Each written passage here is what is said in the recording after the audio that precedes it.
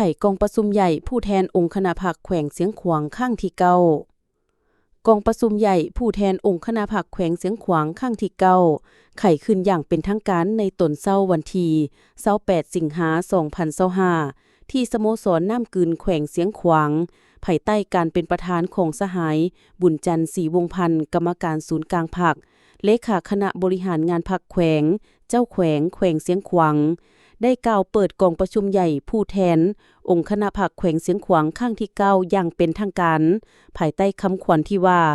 ยกสูงความสามารถการนำพาของพรรคให้เข้มแข็งตั้งหน้าเสริมขยายมูลเสื้อแขวงวีรสนยู่แห่งการสร้างเศรษฐกิจเอกราชเป็นเจ้าตนเองติดพันกับการเชื่อมโยงอย่างเป็นเจ้าการในโอกาสนี้สหายบุญจันทร์ศรีวงศ์พันธ์ยังได้เรียกร้องมายังบรรดาสหายผู้แทนกองประชุมใหญ่จงพร้อมกันเสิร์ชสู้ความรับผิดชอบสูงเสริมขยายสิทธิประชาธิปไตยอย่างแข็งแรงและสุมสติปัญญาเข้าใส่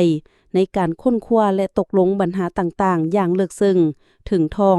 ถูกต้องตามแนวทางของพรรคและสอดคล้องกับท่าแห้งบ่มซ่อน